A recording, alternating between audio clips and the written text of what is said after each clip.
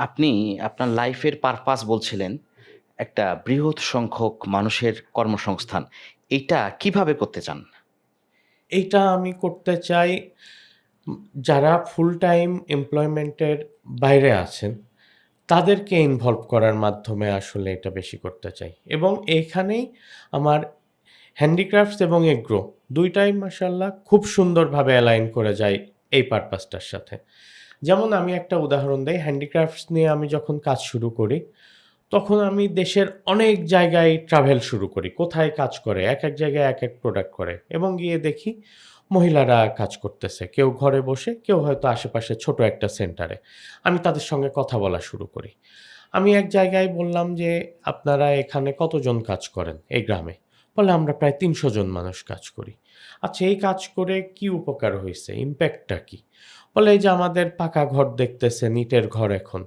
আগে তো সব কাঁচা ঘর ছিল, বাহ! ছনের ঘর। আপনি বাজারে যান, এখন পাবেন ৩ টা মাংসের দোকান, যেখানে প্রতিদিন গরু জবাই হয়। আগে একটা মাংসের দোকান ছিল, সপ্তাহে ২ টা গরু জবাই হইতো। এই যে এই চেঞ্জটা, এই টাকাটা কই থেকে আসতেছে? এটা এখান থেকে আসতেছে।" জীবনযাত্রার মানের জি। পরিবর্তন হয়ে যাচ্ছে। তো আমি জিজ্ঞাসা করলাম, "আপনাদের হাসব্যান্ডরা কাজ করে?" "হ্যাঁ, মাশাআল্লাহ তাদের সবার হাসব্যান্ড কাজ করে। তাদের সবার বাচ্চা স্কুলে যায়। তাদের লাইফস্টাইল এবং ফিউচার জেনারেশন আলহামদুলিল্লাহ আগের চেয়ে অনেক স্ট্রং ভাবে বড় হচ্ছে।" এরপরে আমি একটা রাফ ক্যালকুলেশন করলাম। দেখেন যদি একটা গ্রামে ৩০০ জন ওনারা কাজ করে এবং আপনারা কত টাকা করে ইনকাম করেন? উনি বললেন যে, "আমরা তো সারাদিন কাজ করতে পারি না, সংসার দেখার পাশাপাশি করি। তো সারাদিন কাজ করলে ৳৫০০ র কাজ করতে পারতাম।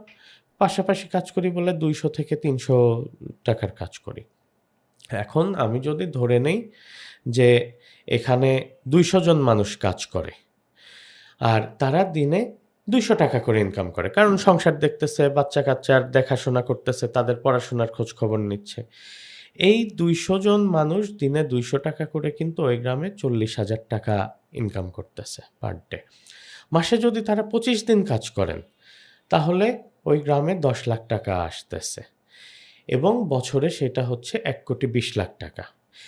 এখন দেখেন এই ৳১,২০,০০,০০০ এটা কিন্তু তারা অবসর সময়ে করতেছেন। যেই সময় সংসার দেখার পাশাপাশি হয়তো কাঁথা সেলাই করতেন, হয়তোবা অন্য কাজ করতেন, হয়তো টিভি দেখতেন, গল্প করতেন।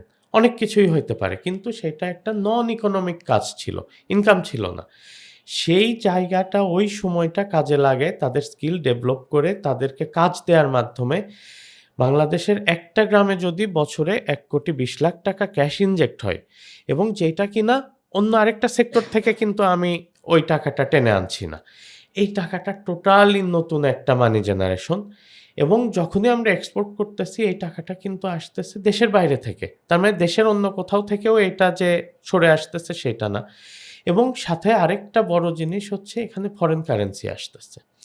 এখানে আমি দেখলাম যে এই একটা কাজ করার মাধ্যমে আমি যদি হোম ওয়ার্কারদের স্কিল ডেভেলপমেন্ট ট্রেনিং করায়ে তাদের আমি অর্ডার এনে তাদের কাজ দিয়ে তাদের কাজটা আমি বাইরে এক্সপোর্ট করতে পারি। একটা কাজে আমার পারপাসের অনেক কিছু সলভ হয়ে যাচ্ছে এবং ইকোনমিতে একটা ভালো ইমপ্যাক্ট পড়তেছে। সেম এগ্রোতেও। এগ্রোতে যেমন আমরা একটা ফার্ম করেছি। আমরা এখানে নিজেদের জমিতে ঘাস, ভুট্টা এগুলা করছি। আমরা ইনশাআল্লাহ সামনে প্রসেসিং করে নিজেরা দইয়ের প্রোডাকশনে যাবো, নিজেরা ঘির প্রোডাকশনে যাবো। প্রোডাক্টগুলাও ইনশাআল্লাহ আমাদের তত্ত্বাবধানে প্রোডাকশন হবে।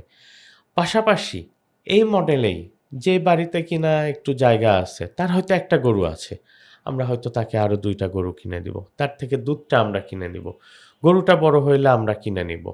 এইভাবে ডিসেন্ট্রালাইজড একটা সিস্টেমের মাধ্যমে যত লোককে এবং তাদের অবসর সময়ে তাদের কমফোর্টেবল টাইমে আমরা ইউটিলাইজ করে তাদের জন্য একটা ইনকাম জেনারেশনের ব্যবস্থা করতে চাই।